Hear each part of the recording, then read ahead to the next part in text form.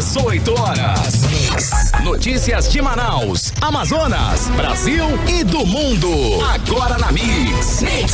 Legal, em 6 horas em ponto em Manaus. Boa noite pra você em 100,7 na sintonia certa no melhor Mix do Brasil. Estamos começando mais uma edição do programa 18 horas aqui na Mix. Hoje é quinta-feira, dia 4 de fevereiro e o ano é 2021. Eu, Carlos Júnior, Karime Leão na apresentação, Ari Guedes lá na operação, na técnica, Wellington Trovão no aplicativo humano, transmitindo ao vivo e em cores para todo o Brasil. Mais uma edição do 18 horas, preparada aí com muito carinho para você pela equipe de produtores e jornalistas da Mix FM. Vamos juntos, hein? As principais notícias do dia você vai conferir a partir de agora até às 7 da noite.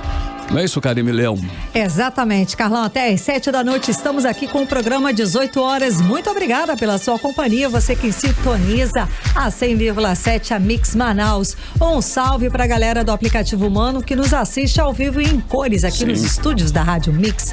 Daqui a pouquinho o programa estará lá completinho, na íntegra, no 18horas.com.br, o site de notícias da Mix Manaus. Lembrando, estamos também nas redes sociais com @Mix News, né? Não, perdão, errado. Perdão, as meninas, o pessoal da rede social vai ficar chateado comigo. Não! 18 horas News, acompanha a gente, estamos lá no Instagram, Facebook e no Twitter. Beleza, Karime, ontem você lembra que nós falamos aqui sobre as vacinas Fanta, as vacinas piratas lá da China? Pois é, hoje o governo federal lançou uma campanha contra as vacinas piratas que estão aí, já parece, Karime Leão, em grande número acontecendo aí online. O Ministério da Justiça e Segurança Pública lançou uma campanha para combater a comercialização de vacinas falsificadas contra a Covid-19 pela internet. Carlão, não tá fácil não, viu? E com o slogan Vacina Pirata Não, o objetivo é alertar os cidadãos sobre os riscos à saúde e reforçar que, neste momento, apenas o poder público, por meio do Sistema Único de Saúde, o SUS, está autorizado a fornecer a vacina de forma gratuita. É bem claro, né, Karime? Você vai comprar vacina por internet, Karime? Que coisa, né? E ainda mais uma vacina nova dessas, enfim, que tem todo um esquema, enfim, né? Vamos lá. Tem maluco pra tudo. Além nota, a Secretaria Nacional do Consumidor explicou que está analisando mais de 2.000 páginas virtuais suspeitas de estarem de algum modo oferecendo vacinas piratas ou induzindo o consumidor ao erro. E mais de 2.000 páginas virtuais, não tá fácil não. Então vamos lá. Aí o governo federal afirma novamente, né, que as únicas vacinas contra a Covid-19 estão sendo distribuídas gratuitamente e exclusivamente pelo Sistema Único de Saúde, pelo SUS, através, né, do Ministério da Saúde, tá? E a Secretaria do Consumidor também criou um canal exclusivo para concentrar as denúncias nesses casos assim, né, de dúvida, de pirataria, de falsificação. O consumidor pode ir direto lá no Vacina Pirata CNCP, Vacina Pirata CNCP, tudo junto, @mj.gov.br. Tá bom? Vai lá e denuncia. Karime, é uma situação bastante, né, complicada, porque as pessoas estão com medo, né? Então, onde elas puderem se agarrar. Nesse momento, então, tem que estão fazendo tudo, é verdade. Mas aguarda um pouquinho, calma, siga as medidas protetivas, as medidas sanitárias recomendadas pela OMS, né? De lavar as mãos, manter distância. Calma, que mais longe aguarde, já estivemos. Né? Exato. Não se desespere, não vai entrando em qualquer barca furada. Karime, falando em barca furada, olha só que interessante aqui. Náufragos estavam em cima de uma geladeira, olha só, no Rio Amazonas, e eles foram resgatados. Não sei se é no Rio Amazonas, é no Rio Amazonas? Aqui no Amazonas. Aqui no Amazonas, não era o Rio Amazonas. Olha aí essa história. Oficiais da Marinha resgataram nesta quarta-feira 3 homens que estavam à deriva no Rio Amazonas. Olha. Estavam em cima de uma geladeira, Karime, olha, cerca de 14 quilômetros de Santarém, no Pará. Exato, Carlão. Os homens com idades de 25, 65 e 69 anos transportavam pescado de Alenquer para Santarém, quando a embarcação de cerca de 8 metros de comprimento em que estavam naufragou. Para flutuar, eles usaram a geladeira que conservava os peixes. Olha, mas eles nem ficaram muito tempo à deriva, não. Nem deu para se sentir náufragos ainda. Foram 3 horas no rio, quando 2 embarcações da Marinha que passavam pelo local encontraram lá os homens pedindo socorro e os militares prestaram aí os primeiros socorros e os pescadores foram levados para unidades de saúde em Santarém. Tudo tranquilo, né? E de acordo com a Marinha, vai ser instaurado um inquérito para investigar a causa do acidente.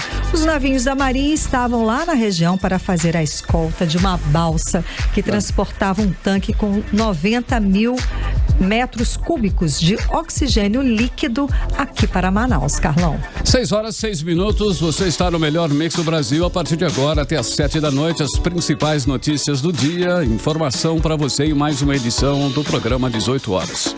Você está ouvindo 18 horas. E o governo do Amazonas confirmou hoje que os números da Covid-19 no estado pararam de subir e alguns indicadores apresentaram inclusive queda nos últimos dias. E comparado a 2 semanas, o número de mortes, por exemplo, caiu 29%. Bom, um outro dado importante que mostra essa tendência de queda é o índice de transmissão da doença. Há 14 dias, o Amazonas ocupava o primeiro lugar no ranking de transmissão dos estados brasileiros em incidência da doença e agora caiu para o 5º lugar. O índice de transmissão caiu de 1,3 para 1,1. Isso quer dizer que a cada grupo de 100 pessoas infectadas tem capacidade de infectar 110 pessoas.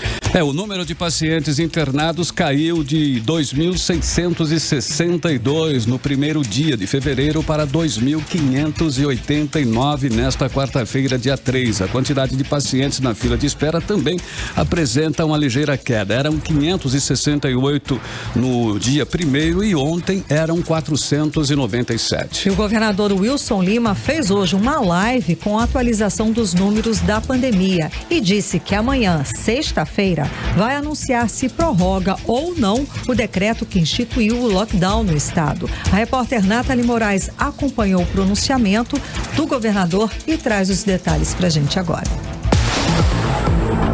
O governador Wilson Lima afirmou que o Comitê de Enfrentamento à Covid-19 vai se reunir nesta sexta-feira para definir se haverá ou não a prorrogação do decreto relacionado à circulação de pessoas em todo o estado. O governador afirmou que são fake news as notícias sobre o lockdown ou a liberação de segmentos não essenciais. Amanhã o nosso comitê estará reunido e no final da tarde nós vamos comunicar à população sobre que medidas que devem ser tomadas pelo governo do estado do Amazonas com relação a isso. Durante o pronunciamento, o diretor técnico da Fundação de Vigilância em Saúde do Amazonas, Cristiano Fernandes, apresentou dados relacionados à pandemia e afirmou que a média móvel de casos novos de Covid-19 no estado está em instabilidade e a taxa de mortes causadas pela doença entrou também em tendência de queda. Ainda assim, o Amazonas tem hoje a maior taxa de letalidade do país, com 3,10%. Um indicador extremamente importante que é a média móvel de óbitos nos últimos 14 dias, esse dado aí é de dado do dia 3 de janeiro, nós também temos apresentado uma redução da média móvel de óbitos aqui, tanto no interior quanto na capital. E no Amazonas a média ela está em torno aí de 80 óbitos por dia. A capital Manaus, 65 óbitos por dia e no interior em torno de 20. Então a gente está com uma tendência também, a gente já teve uma estabilidade, a gente está com uma tendência de redução do número de óbitos por Covid. Quanto à taxa de transmissão da doença, os números do Amazonas melhoraram. Há 2 semanas era 1,30. Isso significa que para cada 100 infectados do intervalo de uma semana, esses poderiam transmitir para cada 130 pessoas. Agora, esse número reduziu para 1,1, uma taxa ainda alta, porém estável. a taxa de transmissão, aí, a variação nos últimos 14 dias no Amazonas em 3%. Lembrando, senhores, que há 2 semanas atrás essa taxa era de 153%, a média móvel de casos. Então a gente tem uma tendência de estabilidade e a partir daí a expectativa é de redução. Manaus também tem uma redução importante com 19% e o interior uma redução ainda maior de menos 8%, ou seja, essa força e a velocidade de transmissão ela tem decaído aí, principalmente no interior. O governo ainda afirmou que houve uma redução na média móvel de óbitos por Covid-19 em todo o estado, em torno de 80 óbitos por dia, sendo 65 só em Manaus. Até esta quarta-feira, o Amazonas contabilizou 273.862 casos de Covid-19 e 8.564 vidas perdidas para a doença. Hoje, a taxa de ocupação de leitos é de 98% em todo o estado. Nathalie Moraes, para o 18 horas. Ou seja, mesmo com esses números, né, a taxa de ocupação de leitos é de 98%. A gente ainda está no caos. Não abaixou tanto. Não abaixou assim, nada. Ou seja, 98% nada. De taxa de ocupação de leitos, gente. É ainda uma emergência ainda. Está muito alto ainda. E é importante que se diga, né, que essa tendência de queda pelos números e tal pode ser sim uma boa notícia, mas nada que seja motivo para que as pessoas baixem a guarda. Afinal de contas, está aí os leitos quase 100% ocupados, né? E ainda existem 497 pessoas que aguardam um leito hospitalar. Às vezes elas estão nos corredores dos SPAs, e lembrando que o SPA não tem estrutura adequada para atender a esses pacientes. Então vamos lá seguir com as medidas protetivas básicas, que são o uso da máscara, evitar aglomerações, manter o distanciamento social e fazer a higienização com água e sabão e, quando possível, com o álcool em gel. É bem isso, Karime. Os números ainda são muito elevados e os hospitais ainda estão lotados, como, né, a Karime acabou de dizer aí. A fila de espera por um leito ainda tem mais de 400 pacientes. As transferências de infectados para tratamento em outros estados continua. Ainda não se sabe qual medida que o governo vai adotar, mas o fim desse colapso no sistema de saúde depende e muito de todos nós. Das nossas consciências, lógico. A restrição de circulação de pessoas, o fechamento das atividades não essenciais, a estabilização no fornecimento de oxigênio, assim como a transferência de mais de 400 pacientes para outros estados, contribuíram e muito para a mudança na curva da pandemia. E para que essa queda continue nos próximos dias, vai depender da gente, como o Carlão falou, né? Depende de cada um de nós, para que a gente mantenha o protocolo de segurança. Você está ouvindo 18 horas. Olha, nesta quinta-feira o Amazonas superou a marca de 80 mil pessoas vacinadas. O vacinômetro da Fundação de Vigilância Sanitária, que reúne dados de todos os 62 municípios, apresentava às 4 da tarde de hoje 80.489 pessoas vacinadas, sendo 22.996 trabalhadores da saúde, 25.957 indígenas aldeados, 17.960 pessoas com mais de 80 anos e 10.563 pessoas entre 75 e 79 anos. Carlão, e aqui em Manaus a vacinação acelerou nos últimos dias com a cobertura, com a abertura dos novos postos de vacinação. A cidade superou a casa dos 40 mil vacinados na tarde de hoje, sendo 23.352 pessoas idosas e 16.287 profissionais da saúde. E vale sempre lembrar que ainda tem a segunda dose para garantir a imunização. Então, todos que receberam a primeira dose da vacina ainda não estão imunizados e devem continuar com todas as medidas de proteção. E o Amazonas já recebeu até hoje 459.420 doses de vacinas contra a Covid-19. Até o final da semana chega mais um lote com 100 mil doses. O Amazonas já ocupa o terceiro lugar no ranking dos estados com maior índice de vacinação. 18 horas.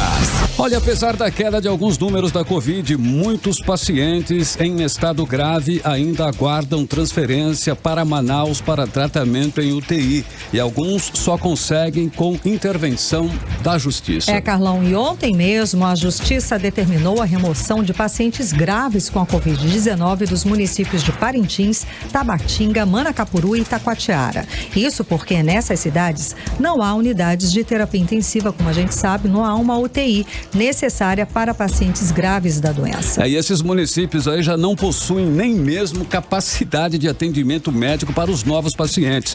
Os hospitais dessas localidades já atingiram a ocupação total. E para evitar que mais pacientes venham a morrer por falta de assistência médica, as promotorias de justiça entram com ações contra o governo do Amazonas, determinando a transferência urgente desses pacientes graves. Mas nem todas as decisões judiciais foram cumpridas pelo governo do Amazonas, como explica a repórter Júlia Gomes. Até esta quarta-feira já eram 4 decisões judiciais, obrigando o governo do Amazonas a transferir pacientes com a Covid-19 dos municípios de Itacoatiara, Manacapuru, Tabatinga e Parintins para atendimento médico na capital ou até mesmo em outros estados. No início da noite de ontem, uma decisão em caráter de urgência determinou a transferência de 10 pacientes graves internados no Hospital Jofre Cohen de Parintins para a capital, em uma ação do Ministério Público Estadual contra o governo do Amazonas. E até a União foi acionada para realizar a remoção dessas pessoas que precisam de cuidados intensivos, como explica a promotora de justiça Marina Maciel, da 2ª Promotoria de Parintins. O sistema de saúde local já entrou em colapso, né? E nós temos aqui a capacidade de intubação apenas de 10 pessoas. E 10 pessoas encontram-se intubadas hoje. Isso significa que se das, em média, 140 pessoas que se encontram internadas hoje no Hospital Jofre Cohen, uma necessitar de ser entubada, não há condições de fazê-lo porque já temos 10 pessoas entubadas, ou seja, já se atingiu o limite. Além dessa ação, né, contra o governo do estado, também foi realizado um peticionamento em conjunto com o Ministério Público Federal, na ação civil pública ajuizada na Justiça Federal, para compelir também aí a União a realizar a transferência desses 10 pacientes, tendo em vista a situação calamitosa que a gente enfrenta aqui no município. Mas até a tarde desta quinta-feira, apenas um paciente havia sido transferido e mesmo com o esforço da Justiça em salvar vidas, 2 pacientes que aguardavam pela transferência de Parintins para um leito de UTI em outra cidade acabaram não resistindo a essa espera e falecendo. Trata-se do primeiro nome que aparece na lista do Ministério Público, um homem de apenas 22 anos e de uma mulher de apenas 57 anos. Já a Promotoria de Justiça de Itacoatiara informou por meio do Ministério Público do Estado que até amanhã desta quinta-feira, o governo do Amazonas ainda não havia cumprido com a decisão de transferir os pacientes do município que estejam precisando de atendimento especializado em uma UTI. Segundo o MP, o Hospital José Mendes, unidade de referência ao tratamento da Covid-19 de Itacoatiara, tem 10 pacientes esperando a remoção, com 5 em estado grave. Em Manacapuru, familiares das 3 pessoas internadas que aguardam a transferência esperavam na manhã de hoje em frente ao hospital de campanha do município para saber se seus parentes seriam transferidos. O Ministério Público informou que expediu um ofício pedindo informações para a Prefeitura e a Secretaria de Saúde do município, mas até o momento não tinham recebido informações. Com relação ao município de Tabatinga, até a quarta-feira, dos 12 pacientes listados na decisão da Justiça, 4 foram transferidos ainda no dia de ontem. A assessoria do Ministério Público aguardava informações atualizadas dos promotores do município para saber se todos os pacientes já conseguiram transferência. Vale lembrar que essas decisões são em caráter de urgência e determinam prazos de 48 até 72 horas, sob pena de multas que variam de 10 mil até R$500 mil contra o Estado. Júlia Gomes para o 18 horas. Bom, inclusive o governo do Amazonas já foi notificado desta decisão e a Secretaria de Estado de Saúde esclarece que foram realizadas 1.208 remoções de pacientes de municípios do interior para Manaus somente no mês de janeiro deste ano, por via aérea ou terrestre, conforme levantamento da Central Única de Regulação e Agendamento e Exames. O governo afirma que todos os esforços têm sido enviados para a remoção dos pacientes com maior celeridade possível. Bom, e a Secretaria de Saúde do Estado reforça ainda que as transferências são realizadas por meio do sistema de regulação e autorizadas pelos médicos, de acordo com informações repassadas pelas equipes médicas das unidades, que avaliam a prioridade de remoção seguindo critérios clínicos de gravidade e condições de transportes do paciente. Algumas vezes a remoção não ocorre devido à instabilidade no quadro de saúde do paciente, segundo a Secretaria de Saúde de Estado. E nesta quinta-feira a Justiça do Amazonas bloqueou o valor de R$150 mil das contas do governo do estado. Segundo a assessoria do Tribunal de Justiça, o governo não cumpriu a sentença que determinava a transferência de pacientes de Tefé para hospitais de Manaus ou de outros estados. O governo do Amazonas foi notificado sobre esta decisão nesta terça-feira, agora dia 2, e tinha 24 horas para cumprir a decisão. Os pacientes beneficiados com a sentença são os que estão intubados em UTI com gravidade maior. Ainda segundo a Justiça, com o bloqueio, se forem para outras unidades de saúde de outros estados com transporte por UTI aérea, já há valores para garantir o custeio do serviço. Segundo a Defensoria, o órgão apresenta uma ação por semana em média para tentar garantir o atendimento dos pacientes de Tefé. Olha, é muito triste saber que famílias estão tendo que apelar para a justiça para que o Estado faça a sua parte, faça a parte dele. E nem assim fazem, porque a atual gestão não prioriza a saúde e nem dá valor à vida das pessoas. Mas o que esperar aí de um governo que deixa faltar oxigênio e faz com que dezenas e dezenas de pessoas morram asfixiadas? Nada a não ser o caos e a indiferença ao sofrimento das milhares de famílias que perderam seus entes queridos. É o que o governo está fazendo. Pois é, Carlão, agora a pergunta que não quer calar, as pessoas nas redes sociais, nas ruas, as pessoas que, né, o pouco que a gente escuta ainda, né, que não dá para entender é porque um governador acusado de corrupção, acusado de comandar uma organização criminosa que assaltou recursos da saúde pública e deixou faltar oxigênio nos hospitais, ainda continua no cargo. É a pergunta que todos se fazem.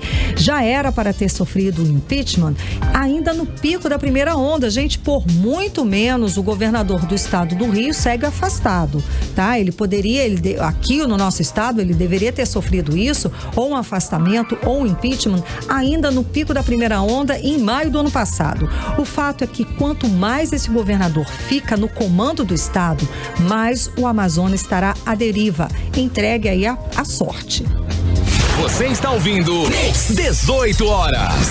Enquanto as pessoas sofrem sem que o Estado garanta voos para transferência de pacientes do interior, o governador Wilson Lima mantém uma rotina de luxo, paga pelo contribuinte alugando jatinhos executivos. Contribuinte, leia-se meu dinheiro, seu dinheiro, o dinheiro de quem paga imposto, né? Os valores incluem viagens de jatinho particular e a manutenção de um iate no valor de R$7.200.000. E tudo isso feito sem licitação. Vamos conferir os detalhes desta história agora na reportagem de Nathalie Moraes. E uma nova denúncia de gastos irregulares por parte do governo do Amazonas foi apresentada durante a sessão de hoje na Assembleia Legislativa em tribuna pelo deputado estadual delegado Péricles. Segundo a denúncia, o governador Wilson Lima usou 3 jatos executivos nos anos de 2019 e 2020. Pagando R$7,2 milhões pelo serviço sem contrato algum com as empresas. Isso tudo aconteceu via processos indenizatórios. Segundo o levantamento feito pelo parlamentar, os valores incluem viagens de jatinho particular e manutenção de iate, todas firmadas por processos ilícitos. O deputado encaminhou a denúncia para os órgãos de controle. Hoje apresentei mais denúncias a respeito de irregularidades no governo do Estado. Dessa vez é sobre a prestação de serviço de locação de 3 jatinhos executivos para o governo do estado no valor de 7.200.000, realizados ano passado. Todo esse serviço foi executado e pago sem contrato nenhum. Ano passado, a CPI da Saúde mostrou do que se trata esses pagamentos indenizatórios totalmente ilegais que só servem para desviar dinheiro público. Por conta disso, encaminhei ao Ministério Público do Estado e ao Tribunal de Contas do Estado esta mais nova denúncia para que tome as providências. Ainda segundo a denúncia, os jatos contratados pertenciam a 3 empresas do ramo, entre elas a Rico Táxi Aéreo, que é a mesma empresa que alugou para o Estado o jatinho milionário no valor de 9,3 milhões de reais com dispensa de licitação. Nesta semana, o juiz Flávio Henrique Albuquerque de Freitas, do Tribunal de Justiça do Amazonas, suspendeu o contrato do governo do Amazonas para o aluguel deste jatinho.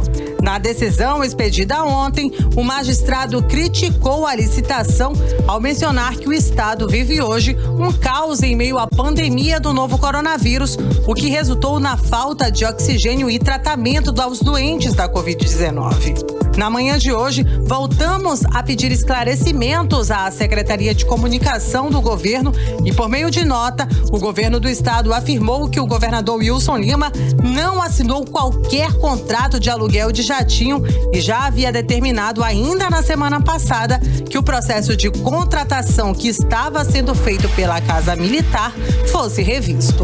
Nathalie Moraes para o 18 horas. Você está ouvindo 18 horas. Difícil, hein? Não, aí é complicado, né? O mundo está sensibilizado com as imagens da falta de oxigênio, com as imagens de desespero que o estado do Amazonas está passando por conta da pandemia de Covid-19. A imagem para o mundo, a imagem para o país é que a gente não tem dinheiro algum, que estamos com o pires na mão. O nosso estado é um estado pobre, tadinho, né? Que precisa de uma esmola, de ajuda, de campanhas de artistas, de humoristas para levantar dinheiro, para ajudar o Estado. Mas não, o Estado é rico, é corrupto. Porque como é que pode? Numa situação em que 98% de leitos de taxa de ocupação, a gente está com 98% de ocupação de leitos nos hospitais. O governo mantém contratos com 3 jatinhos particulares e um iate, às custas do dinheiro público. É o nosso dinheiro pagando iate e 3 jatinhos particulares.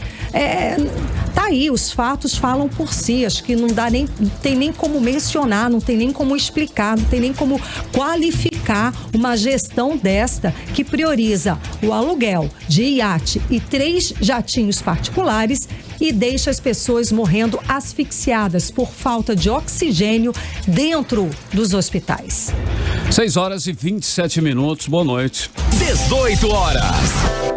Vamos abrindo a playlist do 18 horas de hoje, hein? Vamos conferir mais uma vez o novo single do grande DJ 8B, com participação do DJ Topic e do cantor sueco A7X. Então vamos de música, vamos de Your Love 9 p.m. 8 horas. Em 6 horas 30 minutos, você no melhor mix do Brasil, abrindo aí a playlist do 18 horas de hoje, hein? 8B, Topic e A7S, Your Love 9 p.m. né? Foi a música, é a primeira, abrindo a playlist do 18 horas de hoje. Mix.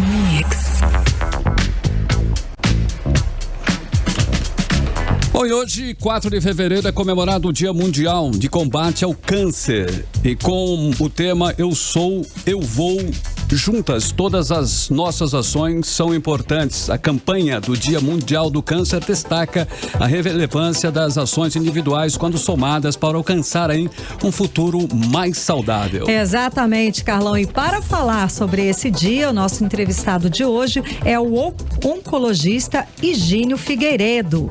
Muito boa noite, doutor. Seja bem-vindo ao programa 18 horas, conversando aqui com a gente. Tudo bem? Tudo bem. Boa noite aí, Carinho. Boa noite, Carlos. Boa noite. Hoje a gente comemora aí, então, o Dia Internacional, né, do Câncer, que foi uma iniciativa feita na Carta de Paris em 2000 e é da União Internacional para o Controle do Câncer. É uma iniciativa que envolve todo mundo na tentativa de realizar a prevenção primária, o diagnóstico precoce, o tratamento precoce e também a desenvolvimento de pesquisa para que a gente possa fazer com que a incidência do câncer seja reduzida e que seu tratamento possa ser melhorado para que nossas taxas de cura sejam maiores, né? Exato, doutor. Agora aqui no Amazonas, né? Quais são os principais tipos de câncer que predominam na população? Ainda são aí o câncer de colo de útero, de próstata e de mama? Infelizmente no Amazonas a gente tem uma epidemiologia um pouco diferente acerca do Brasil também, muito por conta da questão dos programas de prevenção, né? Nós temos a estimativa do INCA, que é o Instituto Nacional do Câncer, elaborado em 2020, em que no Amazonas o principal câncer nos homens é próstata, estômago e cólon, intestinal no caso, e nas mulheres é o câncer de colo uterino, mama e estômago. Lembrando que no Brasil o principal dos homens também é próstata, cólon e traqueia e pulmão, no caso. No Amazonas, aqui no caso, o pulmão não fica entre os 3 primeiros, fica em 4º lugar.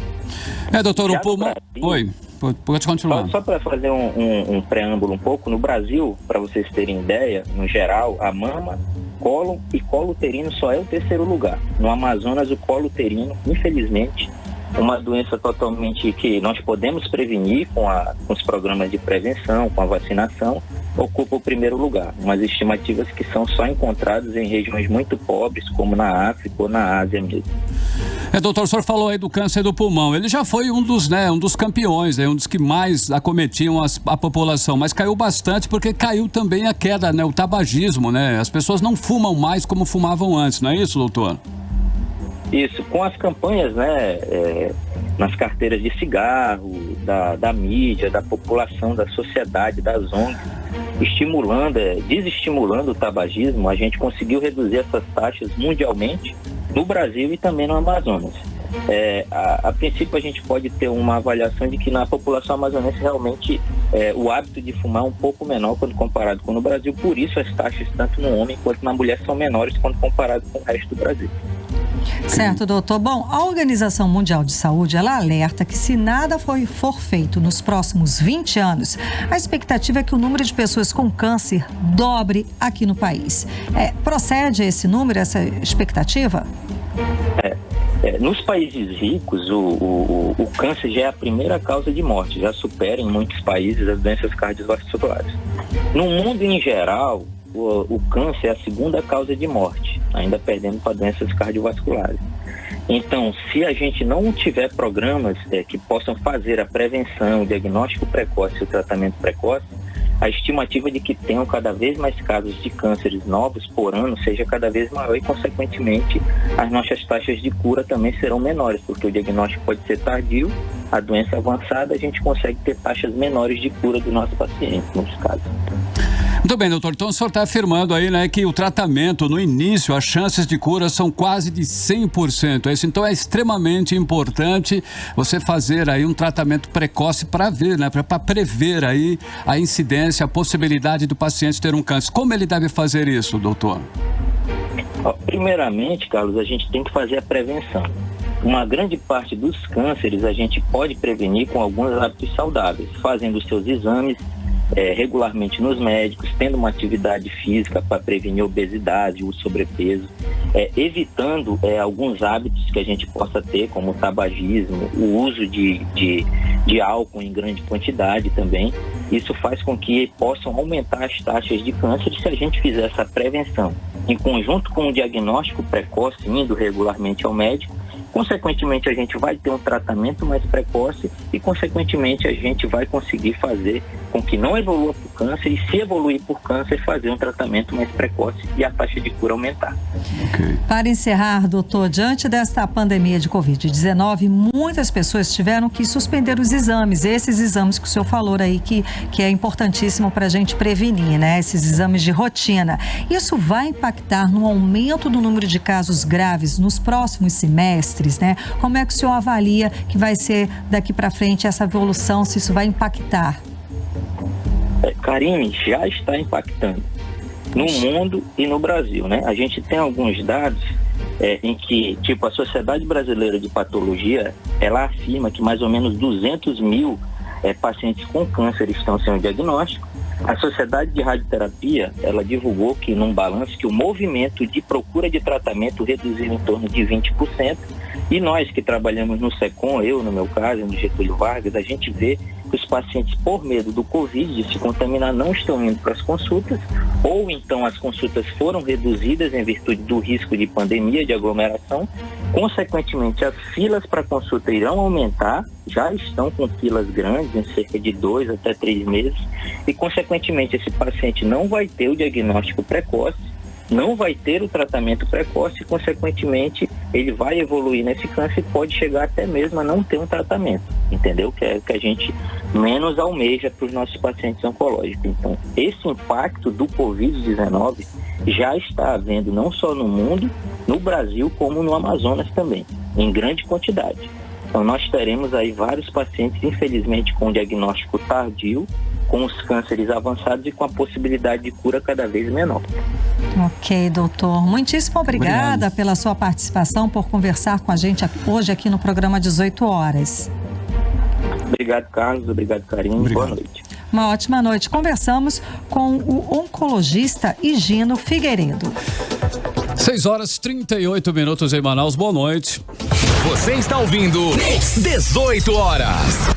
E o ministro da Saúde, Eduardo Pazuello, diz que não foi avisado da falta de oxigênio no Amazonas e que pessoas não morreram por falta do insumo aqui no estado. Em nota, o governo do estado diz que o próprio secretário de Saúde do Amazonas telefonou para Eduardo Pazuello, relatando a situação e pedindo apoio logístico para trazer o oxigênio para o Amazonas. Mais informações sobre de quem é essa culpa da falta de oxigênio nos hospitais aqui do Amazonas, vamos conferir na reportagem de Odiné Araújo. A crise do oxigênio no Amazonas, ao que tudo indica, está prestes a virar uma crise entre os governos federal e do estado. É que, em entrevista à Rádio Jovem Pan de São Paulo, o ministro da Saúde, Eduardo Pazuello, adiantou a defesa dele, que será apresentada à Polícia Federal, e disse que não foi informado da falta de oxigênio no Amazonas. Isso é uma explicação que será dada oficialmente à Polícia Federal. Eu vou te adiantar de uma forma muito clara os fatos que aconteceram e o que nós fizemos. Posso te adiantar também que não houve omissão em nada. Pelo contrário, nós fomos proativos o tempo todo. Nem o governador, nem a Mayra, nem ninguém nos trouxe nenhuma situação de oxigênio. No dia 7 de janeiro, nós não sabíamos de falta de oxigênio em Manaus. Ponto. No dia 8 de janeiro, eu recebi uma ligação do secretário de Saúde pedindo que nós auxiliássemos no transporte de oxigênio de Belém para Manaus. No mesmo dia 8, eu acionei o Ministério da Defesa e um Hércules transportou cilindros de oxigênio de Belém para Manaus.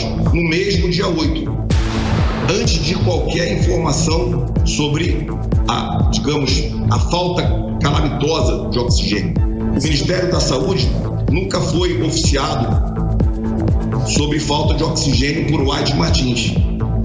Essa é uma informação errada. A White Martins não teria por que me informar que teria uma falta de oxigênio. Ela nunca informou o Ministério. Nós tomamos conhecimento da falta de oxigênio a partir do dia 8, no dia 9, quando o Estado nos trouxe, porque foi oficiado pela White Martins no próprio dia 8. O ministro disse ainda que enviou comitiva ao estado no final de dezembro para fazer diagnóstico da situação. Além de orientar o uso da cloroquina, a equipe, segundo o ministro, não falou da necessidade do oxigênio. Na entrevista, o ministro da Saúde também negou que as pessoas tenham morrido por falta de oxigênio no estado. As pessoas não morreram por falta de oxigênio, como você está colocando. Isso daí é uma auditoria a ser feita. O que você tem que compreender é que a elevação da curva vertiginosa a partir de uma nova cepa, de uma nova linhagem de vírus, com maior contaminação, isso leva a curvas a uma reta exponencial. Entramos em contato com a assessoria do governador Wilson Lima para saber o posicionamento dele sobre a fala do ministro. Em nota, o governo informou que a empresa White Martins, responsável pelo fornecimento de oxigênio à rede hospitalar no dia 7 de janeiro, informou à Secretaria de Saúde do Amazonas que não teria condições de suprir a demanda crescente do insumo. E segundo a nota também, no mesmo dia, o secretário de Saúde do Estado, Marcelo Campelo, ligou para o ministro da Saúde, Eduardo Pazuello, relatando a questão e pedindo apoio logístico para trazer carga de oxigênio de Guarulhos e de Belém, no Pará. Ainda segundo a nota, no dia 8, o ministro Pazuello informou ao secretário de Saúde por telefone que viria para Manaus no domingo, dia 10 de janeiro. Dia 11, todos se reuniram para discutir o assunto. No dia 14 de janeiro, a rede de saúde do Amazonas colapsou por falta de oxigênio, com registro de mortes por asfixiamento investigadas pelo Ministério Público. Odneia Araújo para o 18 horas. Você está ouvindo 18 horas. E o ministro da Saúde, Eduardo Pazuello, prestou depoimento nesta quinta-feira para a Polícia Federal sobre o colapso na saúde aqui em Manaus. A investigação foi determinada pelo ministro Ricardo Lewandowski, do Supremo Tribunal Federal. Pazuello recebeu os policiais no hotel em que mora, em Brasília. O inquérito foi aberto no dia 25 de janeiro e tem 60 dias para ser concluído. Olha, Karime, ouvintes, em 100,7, negar que pessoas morreram por falta de oxigênio aqui no Amazonas é, no mínimo, aí, né, tripudiar, né? Tirar uma, como diz no popular, com a nossa cara. Tiveram morte, sim, e os responsáveis devem ser responsabilizados, respondendo, inclusive, criminalmente por tantas mortes, seja ele ministro, governador, secretário ou quem quer que seja. 18 horas. E no início desta semana, a Defensoria Pública da União ajuizou uma ação para assegurar a prorrogação do auxílio emergencial do governo federal para a população que mora aqui no Amazonas, no valor de R$300 por mais 2 meses ou até que cesse a fila de espera por leito. Pois bem, a Justiça determinou que o governo federal pague o auxílio aos mais vulneráveis no Amazonas. A repórter Júlia Gomes ouviu um dos defensores que assina a ação civil e é o defensor regional de direitos humanos, Ronaldo de Almeida Neto, que explicou que o pagamento do auxílio pode ajudar para que um número maior de trabalhadores fiquem em casa, fazendo assim diminuir a circulação do vírus. Vamos ouvir a reportagem. O juiz Ricardo Augusto de Salles, da Terceira Vara Federal Cível de Manaus, acolheu o pedido da Defensoria Pública da União e determinou que o governo federal retome em até 15 dias o pagamento de 2 parcelas do auxílio emergencial no valor de R$300 à população do Amazonas, sem que os beneficiários tenham que fazer novo pedido, mas desde que estejam enquadrados nos requisitos para receber a ajuda financeira.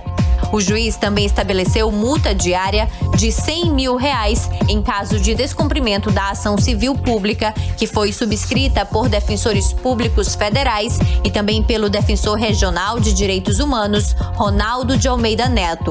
Ele explicou que o pagamento do auxílio pode ajudar com que mais trabalhadores fiquem em casa, fazendo diminuir a circulação do vírus. Vamos ouvir. Assegurar que a população mais vulnerável, ou seja, aquela população mais pobre, também tenha a possibilidade de realizar o isolamento social. Então, neste contexto, o auxílio emergencial é uma medida sanitária. E o agravante é que, se contaminando no estado do Amazonas, não há disponibilidade de leitos para essas pessoas. A rede pública de saúde, como todos nós sabemos, está ainda colapsada. A fila de espera é mais de 500 pessoas. Então, neste contexto, a União, na perspectiva da Defensoria Pública da União, a União precisa utilizar todos os instrumentos que estão à sua disposição para evitar o contágio no Amazonas. Pois, como eu disse, as pessoas não têm condição de se socorrerem do sistema público de saúde, caso venham a se contaminar. A Advocacia Geral da União disse em nota que não comenta processos em tramitação judicial, por isso não informou se o governo federal pretende recorrer da decisão. Mas a tendência é que a União recorra, até porque a AGU se manifestou no processo contra o pagamento do auxílio. É importante destacar que a decisão é liminar e pode ser derrubada a qualquer momento se a União tiver um recurso aceito. Júlia Gomes para o 18 horas. 18 horas. Agora são 6h46 em Manaus. Você no melhor mix do Brasil. Programa 18 horas até as 7 da noite. As principais notícias do dia para você. E nós vamos agora com a segunda da playlist do 18 horas. E nós vamos conferir a faixa Ladrões de Marcelo Falcão. Música que, segundo o Falcão, é dedicada aos políticos corruptos do Brasil. E que não são poucos, e principalmente aos ladrões da saúde. Vamos de música, vamos de Ladrões. 18 horas. Agora 6h51 em Manaus, a música Ladrões do Falcão, Marcelo Falcão. Inclusive essa música vai ficar aí na playlist até o Amazonas resolver essa crise, porque ela retrata tudo o que nós estamos vivendo aí atualmente na mão de ladrões. Mix. Olha, agora nós vamos saber aí a previsão do tempo para hoje e amanhã, sexta-feira. Previsão do tempo com Karime Leão. Previsão do tempo. E segundo informações do Climatempo, esta noite vai ser de pancadas de chuva durante a noite e a madrugada. A mínima prevista de 24 graus e a máxima pode chegar a 32 graus. As chances de chuva são de 67%. E a umidade relativa do ar fica entre 55% e 88%. Já amanhã, sexta-feira, vai ser um dia com sol com algumas nuvens, tá? Chove rápido durante a noite. E o dia também. A mínima prevista é de 24 graus, a máxima pode chegar a 32 graus. As chances de chuva um pouquinho maior, 90%. E a umidade relativa do ar fica entre 64% e 93%. 6h52, boa noite. Mix. Olha o dado desse levantamento, hein? Durante a pandemia, o número de divórcios no segundo semestre de 2020 foi o maior da história no país. Nesse período foram registrados nos cartórios 43.800 divórcios. O aumento foi de 15% em relação a 2019, segundo o levantamento do Colégio Notarial do Brasil. E aqui no Amazonas, o percentual de crescimento no número de divórcios foi ainda maior, 17%. Mas o campeão mesmo nacional foi o Rondônia, onde os registros de divórcios aumentaram 45%. Perdão, 54%, ou seja, maior ainda, gente, 54%. Seguido aí pelo Acre, com 50%. Em todo o país, a menor variação foi lá no Rio Grande do Sul, com apenas 7%. 18 horas. Fundação de Vigilância em Saúde do Amazonas atualizou o número de casos da síndrome inflamatória multissistêmica pediátrica no estado, que registrou 2 novos casos este ano. Agora, soma um total de 17 casos da síndrome pediátrica relacionada à Covid-19, com 3 mortes. Vamos aos detalhes agora na reportagem de Júlia Gomes. De acordo com a Fundação de Vigilância em Saúde do Amazonas, 2 casos novos foram notificados. O primeiro é de um bebê de apenas 1 ano de idade, aqui de Manaus, e o segundo de uma adolescente de 14 anos que mora em Iranduba. Os 2 seguem internados na rede hospitalar de Manaus. Com esta nova atualização, o número de casos confirmados da síndrome inflamatória multissistêmica pediátrica, a SINP, sobe para 17, sendo que 11 pacientes já tiveram alta médica, 2 permanecem internados e 3 não resistiram. É importante ficar atento. Entre os sintomas da SINP estão febre elevada e persistente, acompanhada de pressão baixa, conjuntivite, manchas no corpo, diarreia, dor abdominal, náuseas, vômitos e comprometimento respiratório, cardíaco e gastrointestinal. Vale ressaltar que essa síndrome respiratória está relacionada a pacientes que tiveram infecção pela Covid-19. A infectologista pediátrica Ana Luísa fala sobre a atenção que os pais devem ter nesse momento. A síndrome inflamatória multissistêmica pediátrica tem critérios clínicos e laboratoriais bem definidos. Assim, a criança com Covid ou que teve Covid recentemente e começou a apresentar febre acima de 38 por mais de 3 dias, com sintomas gastrointestinais, sinais como vômito, dor abdominal ou diarreia, mancha vermelha no corpo, conjuntivite, sinais de comprometimento cardíaco, tem que procurar um atendimento médico. E vale lembrar também que nessa época chuvosa a gente vê bastante casos de dengue, que eles podem ter sintomas semelhantes a essa síndrome inflamatória. Então, vírus respiratórios, Covid e dengue são doenças que estão circulando muito nesse momento. Fique atento e procure seu médico caso tenha dúvidas. Júlia Gomes para o 18 horas. 18 horas.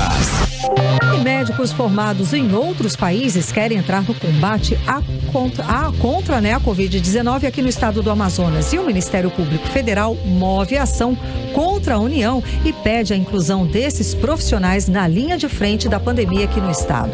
E o Ministério Público também investiga a contratação de profissionais da saúde pelo governo do Amazonas. Os detalhes com Odineia Araújo.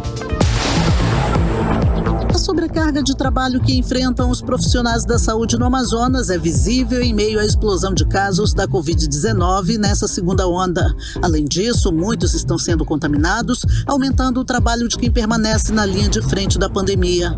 Diante disso, médicos estrangeiros querem atuar na luta contra a Covid-19 no Amazonas.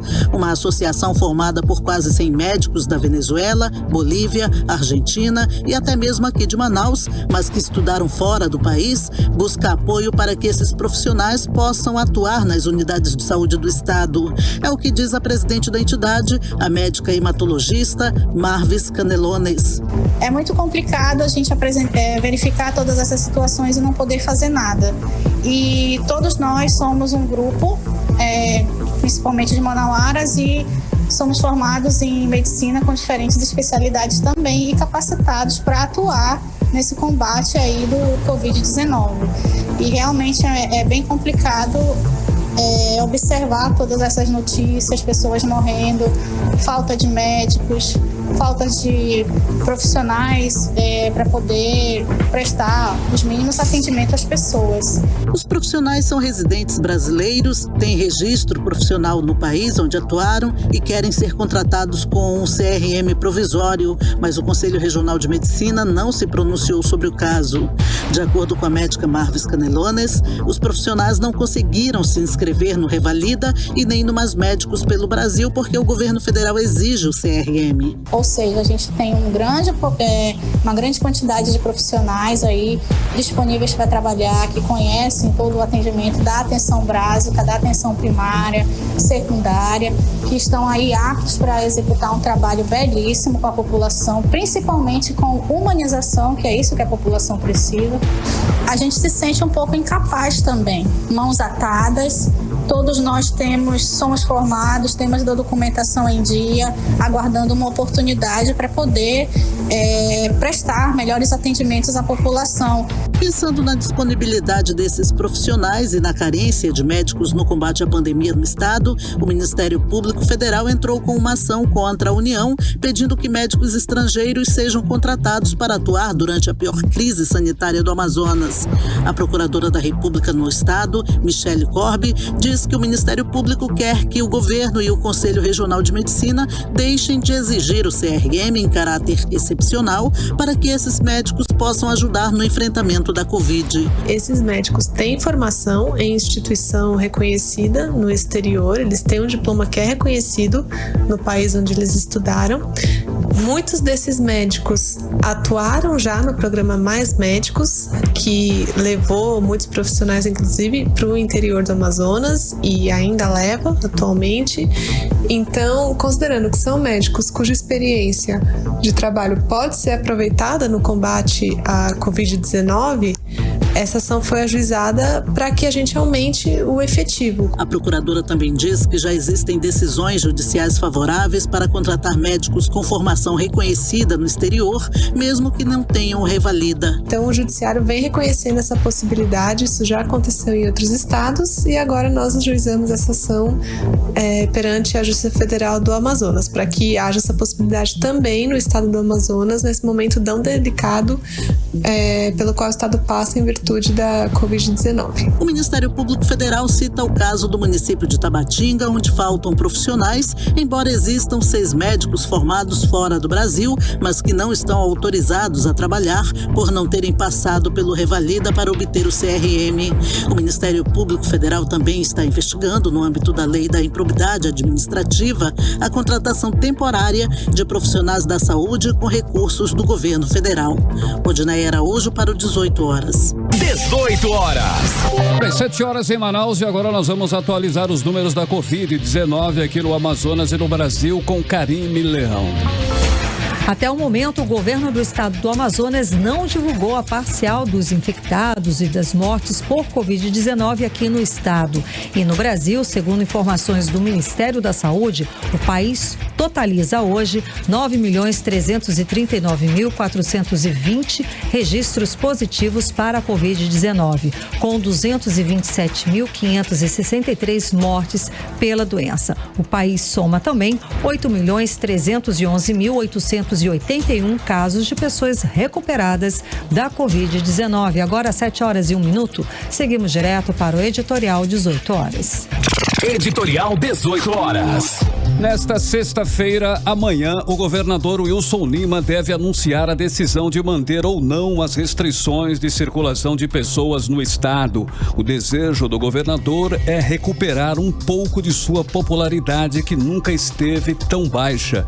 O discurso é de dizer que as medidas do governo estão diminuindo a crise na saúde do estado. Mas quem foi mesmo que determinou as medidas de restrição de circulação no estado? Foi a Justiça. O governador tentou decretá-las, mas não resistiu à pressão dos protestos em dezembro e revogou. Para quem não lembra, as medidas de restrição foram tomadas por ordem judicial no dia 2 de janeiro.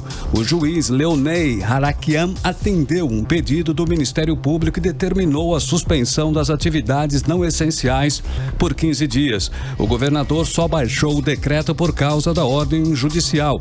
Então, se os resultados das medidas de isolamento são satisfatórias até agora, se devem à Justiça e ao Ministério Público. Esse é o fato. Vamos aguardar a decisão do governador nesta sexta-feira, se vai manter as restrições ou não. 18 horas. 7 horas 2 minutos em Manaus. Finalizamos mais uma edição do 18 horas. Karime, tem a saideira? Tem uma informação atualizada nesse minuto. Boa. Pazuello, ministro da Saúde, Pazuello recorre às Forças Armadas para se defender em inquérito. No depoimento que prestou hoje à Polícia Federal, Eduardo Pazuello, que é general da Ativa, apresentou documentos do Ministério da Defesa que mostram o envio de oxigênio para o Amazonas no dia 8 de janeiro. O Ministério da Saúde diz que só nesse dia foi alertado pelo governo do Amazonas que faltaria o insumo nos hospitais de Manaus. Os documentos revelados pela CNN foram usados pelo ministro para mostrar que não houve omissão do governo federal no socorro ao estado do Amazonas. Agora sim, gente, uma boa noite para vocês, um beijo e até amanhã. 7 horas e 3 minutos, amanhã é sexta-feira e a partir das 6 horas da tarde estaremos de volta com você aqui no Melhor Mix do Brasil para mais uma edição do programa 18 horas. Boa noite e até lá. Você ouviu 18 horas. As notícias do Brasil e do mundo. De volta amanhã. Mix.